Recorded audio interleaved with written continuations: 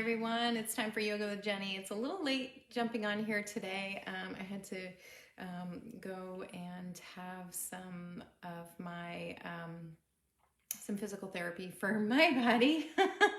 I've just been addressing some long issues for me postpartum.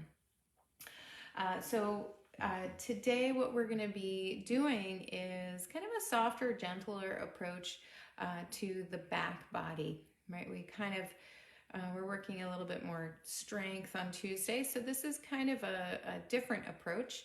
We'll be using, if you have handy, some kind of a ball.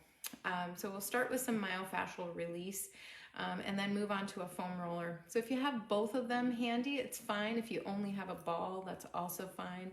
Foam roller is a little bit tough to do. We will be starting with the feet, but you can make it work if that's all that you have. And in terms of what kind of ball, if you have a myofascial release ball, that's great. They're usually a little bit softer than other balls. I'm using a tennis ball. You can see behind me, maybe. It's somewhere there. My dog might have stolen it. But some tough people I know use things like lacrosse balls, golf balls. So let's go ahead and get started. What we're kind of looking to address is how our back is connected to all of the muscles down the back of our body. So it's not just our back that might be playing a role in why is it hard to bend forward fold, why is it hard to do all those forward bends at the end of a practice, and even why is it hard to lift ourselves up into back bends? Why do we feel so tight and tense all the time in our backs? It might be related to other muscles down or up the kinetic chain. So that's what we're looking at today. So where I want to go first is right into downward facing dog. I often forget to have people do this step, but I want you to have a baseline, something to compare. So come into your downward facing dog, however it's comfortable to get there, bent knees, and then lifting up. Press your hands down strongly into the mat, get strong in your shoulders, and just take kind of a gander, take a feel for what it feels like in your body today. So in terms of stretch, length, feeling in your calves, feeling behind the knees, the feeling of your hamstrings, how far your heels are from the floor, these kinds of things. And notice the shape and length of your spine. Deep breath. We're going to walk forward. I don't have blocks here, but if you prefer to be a little bit higher up, you can hold blocks or you can put your hands on your thighs. But do try to bend forward. So this is a forward fold, letting your upper body be soft. And again, same thing. Just feel what you feel. You can gently compare the two sides. You don't have to have straight knees here. Put a bend in your knees if it isn't there already and come on up. And here's where we go to our first round of this self-myofascial release. So I've got my tennis ball, and if you have any balance issues going on, my recommendation is to take it with you to a wall so that you can hold on to something, because we're going to do one side at a time. So it's possible to, get a little tricky here with balance. So go ahead and use some help. But we're going to start by rolling front to back. You do want to give a little bit of pressure, meaning leaning your body into it, a little body weight into the ball. So I'm running up and down the surface of my foot. There's muscles in there.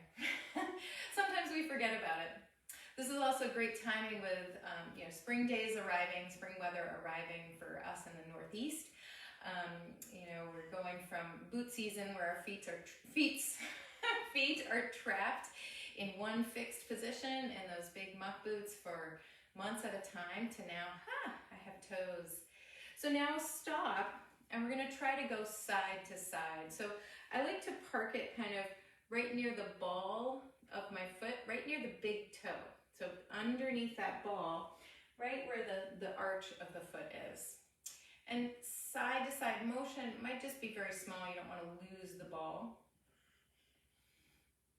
But we also have muscle that goes this way. And then doing what one of my massage therapists calls the slow sink. So you let your body weight sink into the ball. I kind of get my other knee to bend a lot and think about like Tai Chi, that feeling of being real strong and grounded. If you find a tight spot that feels a little bit painful, maybe verging on pain, or just uncomfortable, you sink there and you hold for a couple deep breaths. And then hopefully that tightness in the fascia, that tightness in the muscle will kind of moves. So the muscle or the fascia, the tension kind of dissipates, the pain dissipates, that is, because the fascia is moving.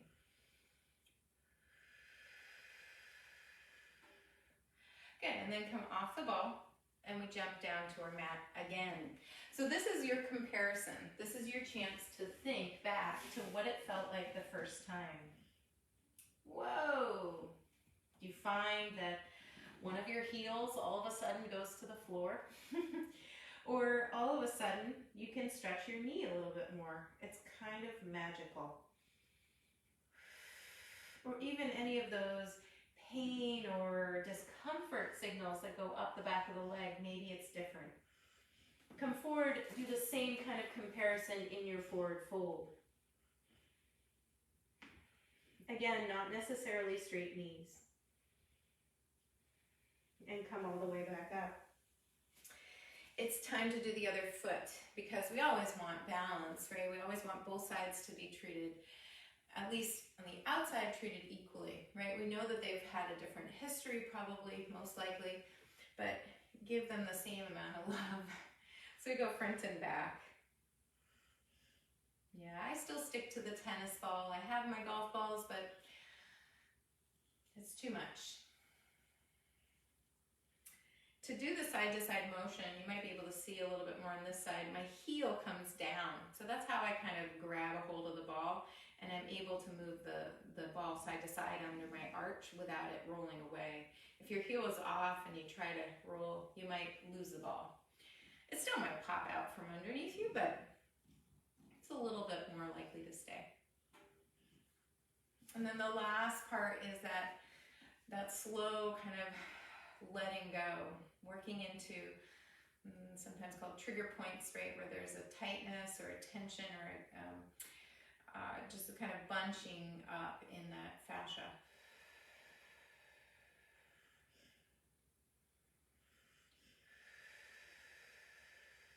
You don't want it too close to the bone, so it's definitely right in that the arch of the foot.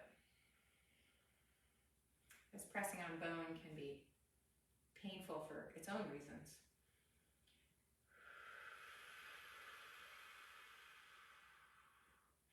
And then go ahead and come back to your mat. Again, this is your chance to compare, to think back, see what it feels like. Come forward, compare again.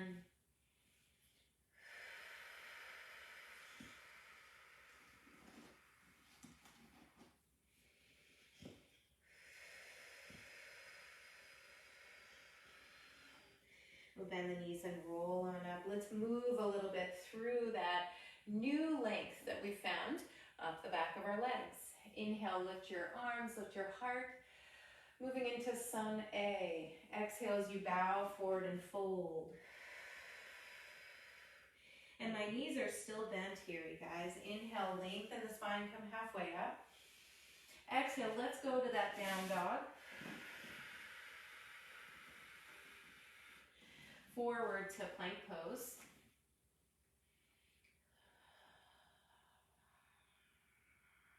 Lowering down. Cobra.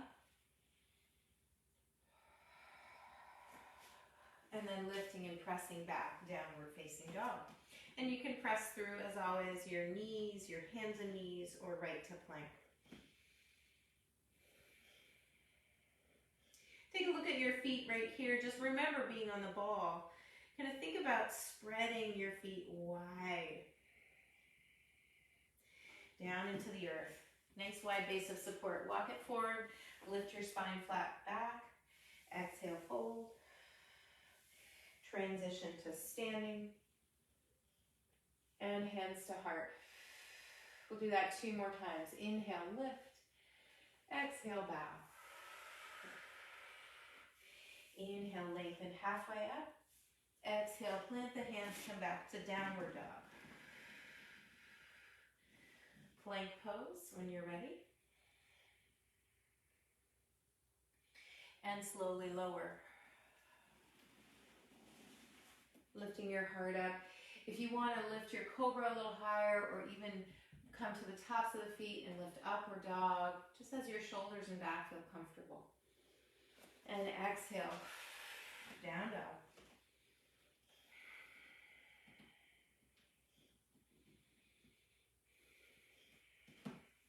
Step or walk forward, feet to hands. Inhale, halfway up.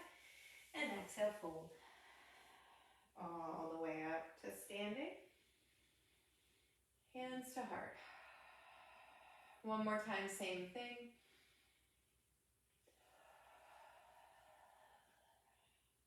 Lift and lengthen.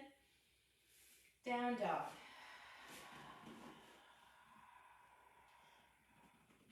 Plank pose. Slowly lower. Lifting your heart. And exhale. Downward dog.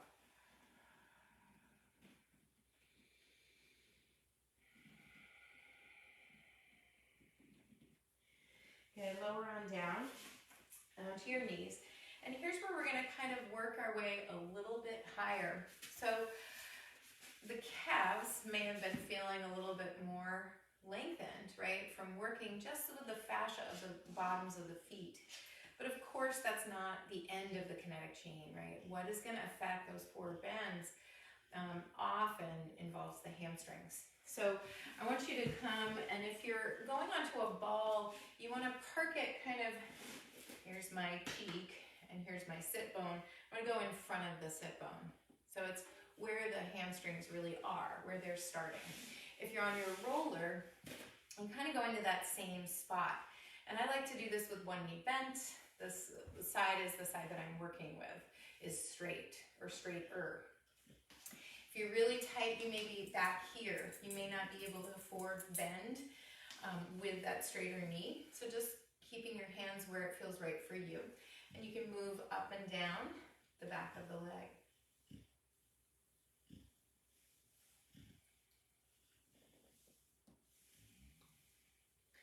So I want you to add a little bit of movement through the foot.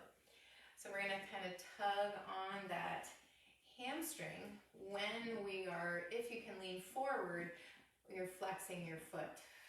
When we're putting pressure on that muscle, we're also pulling on it, the whole chain by flexing.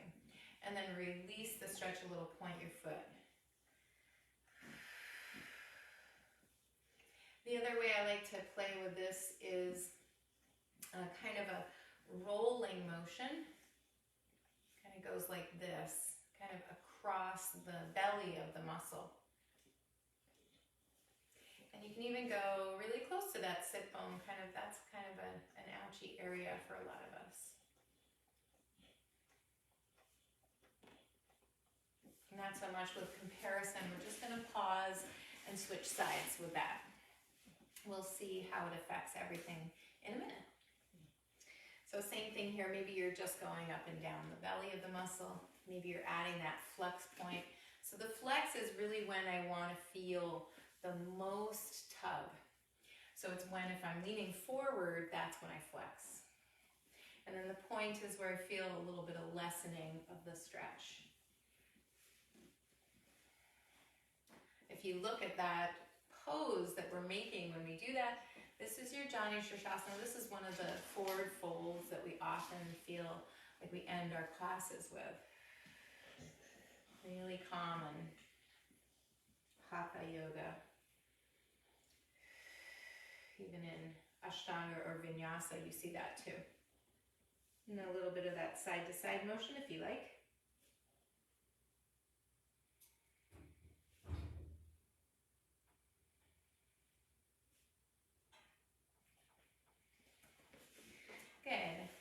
then we're going to continue on up the chain. So from the hamstring attachment, the sit bones, we come through those glutes to the lower back. So we're going to rotate the pelvis to bring that stretch a little bit into the back. And from the lower back, we're going to include everything. So I'm rolling back into this deep curved position. My shoulder blades are wide. I'm not trying to pull them back.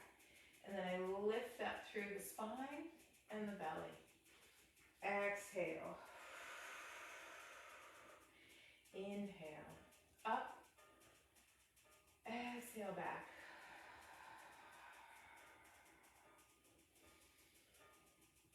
Two more.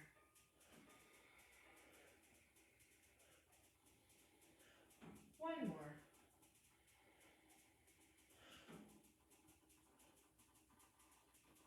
Even tugging there on the back of the neck, so everything's connected. Let's keep going. We're also going to use a strap today. I forgot to let you know that. So this is all the way down onto your back. Strap is around the ball of 1 foot. So we're kind of returning to kind of connecting all of those muscles along the back of the leg. And I first just want you to start with letting go. So letting go of this idea of pulling your foot to your face, letting go of this idea like I have to get a straight knee. So just kind of let it be. Let yourself settle. Let your pelvis and your back be comfortable.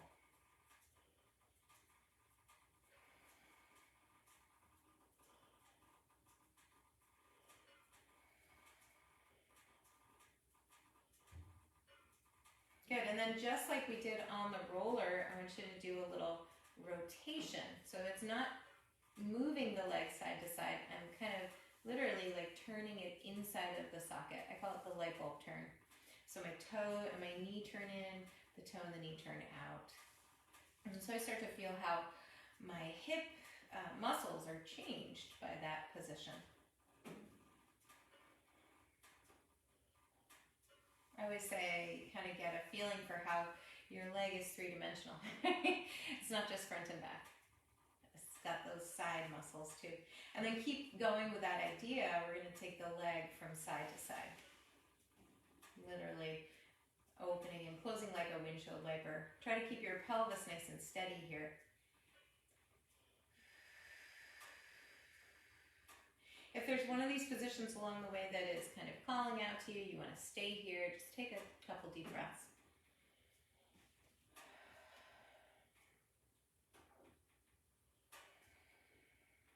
And if you come across the body, kind of really feeling that tug, you're welcome to take it across your body and let your hips turn. It's a great place to practice relaxing those glute muscles, relaxing your lower back. That doesn't mean that you're not moving into the stretch or gradually getting somewhere. It just means that you're not putting too much effort into other places, resisting the stretch or pushing. Come back to center, give it a hug. So this is a full knee hug. If you struggle with restriction in the front of the hip, you can always turn the knee open a little bit. You might find there's more space there. Don't try to preserve a neutral spine. This is the opposite of that. This is really stretching all along the back of the body. So including your spine, your hip muscles, the hamstrings, everything.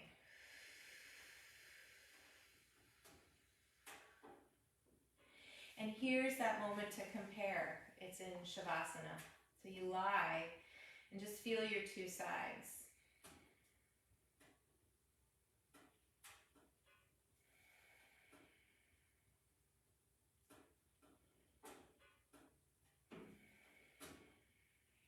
Other side. Lengthen the back of the knee. Stretch up into the strap. In other words, let your strap support the weight of the leg a little. Let your arms support the weight of the leg.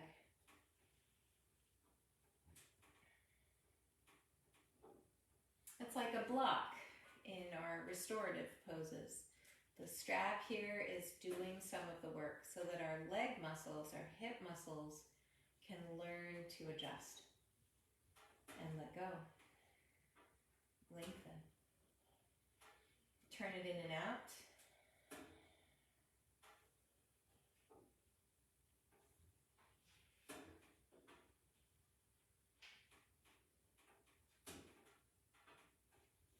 And then a little bit of open and close stuff too, which is the windshield wiper.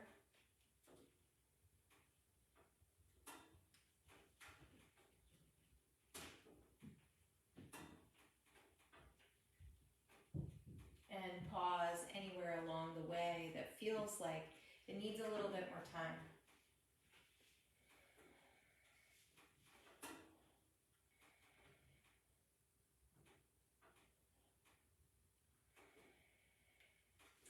And include in that across the body a twist of your hips if you like.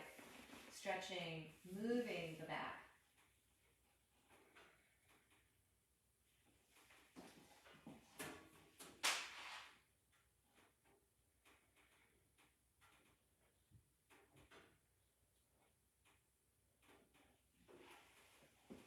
And end with your knee hug. Bring your knee to your chest.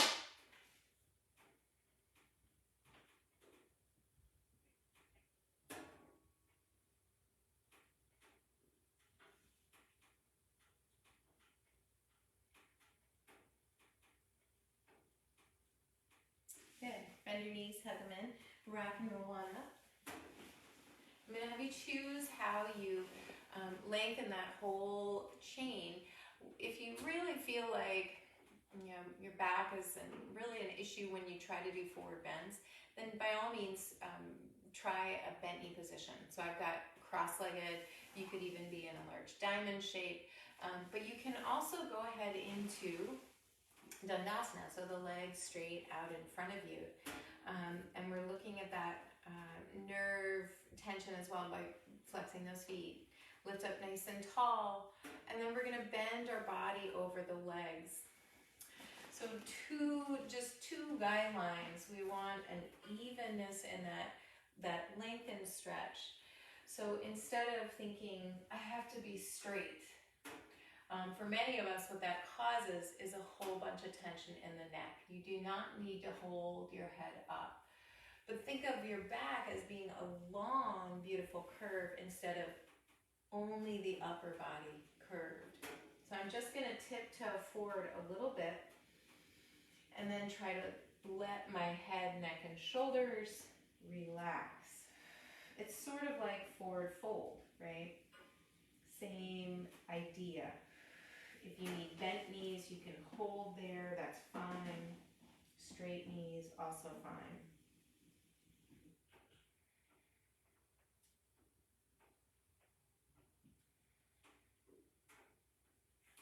And then walk yourself back up. Good, and then just slowly lower down. It's time for Shavasana.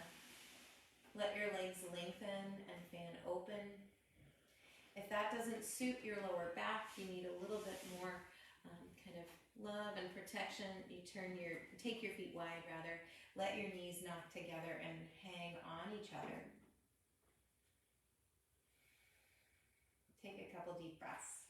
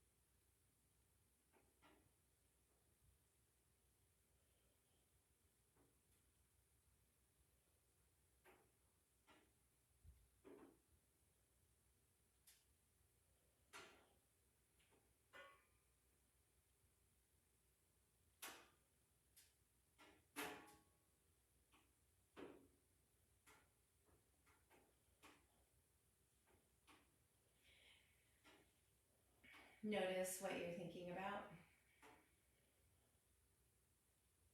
Notice what you're feeling in your body, in your mind, in your heart.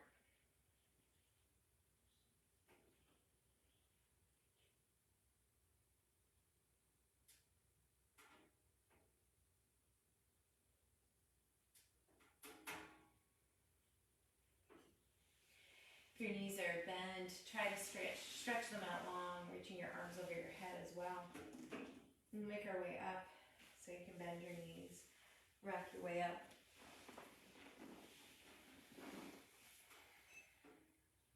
May we be happy, may we be healthy, may we be more at peace and live with more ease, our body, minds, and our hearts. Namaste, friends. Thanks for being here, and I hope that this short little snippet with a little bit of myofascial release, I hope that it's kind of illustrated to you maybe where your tightness tension comes from in forward bending, and how you can work with your body holistically to deepen those poses, that it's not just all in your back, it's not just all in your hamstrings, it's everywhere. So thank you so much. Be well. Hope to see you again.